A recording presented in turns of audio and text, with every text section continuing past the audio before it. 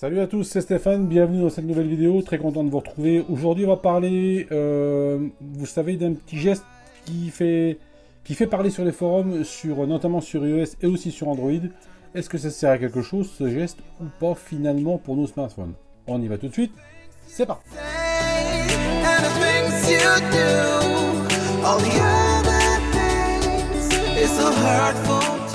Alors, le geste que je voulais vous parler, qui fait polémique, qui en tous les cas qui fait parler sur les forums, etc.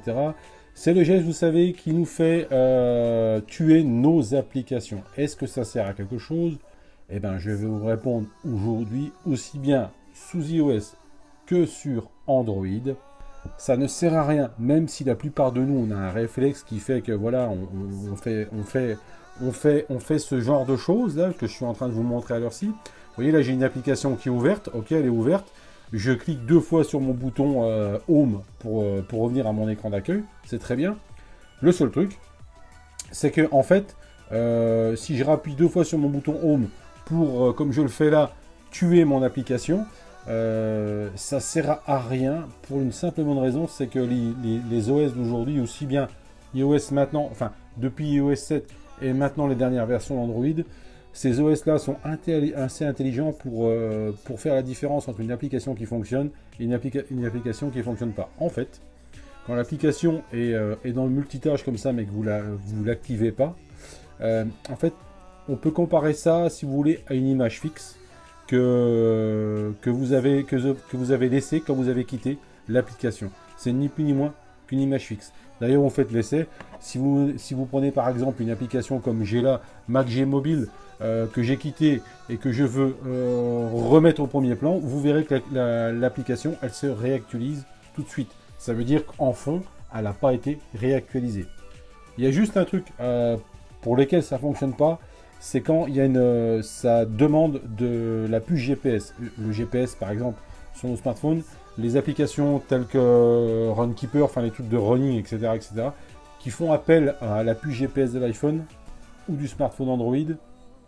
Là, par contre, attention, c'est quand même des applications qui sont régulièrement en train de tourner en arrière-plan.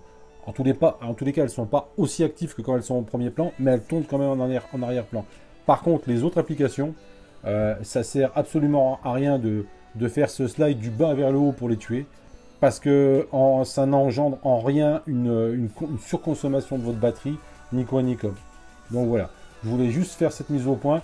D'ailleurs, pour la part d'Apple, le patron d'iOS l'a bien spécifié directement sur un mail qu'un des clients Apple lui avait envoyé. Il lui avait demandé, ce client-là, si ça servait à quelque chose, en fait, de tuer les applications. Il a bien spécifié que non. Les OS d'aujourd'hui, en tous les cas sur Apple et sur Android, sont assez intelligents pour justement faire la différence entre une application qui est active et une application qui ne l'est pas. Ce n'était pas le cas dans les toutes premières versions d'iOS ou d'Android, mais maintenant, c'est le cas. Donc voilà les amis, je voulais juste faire cette mise au point avec vous. Si vous avez aimé cette vidéo, mettez un pouce bleu. Si vous voulez vous abonner à ma chaîne YouTube, allez-y, ça fait toujours plaisir. D'ailleurs, en parlant de ça, on arrive dans la période d'été, donc au lieu de faire 2 vidéos par semaine, je n'en ferai plus qu'une seule, qui sortira ou le mardi ou le vendredi. Ça pour juillet, août. Et à partir de septembre, je reprendrai mon rythme de 2 vidéos par semaine, une le mardi et une le vendredi.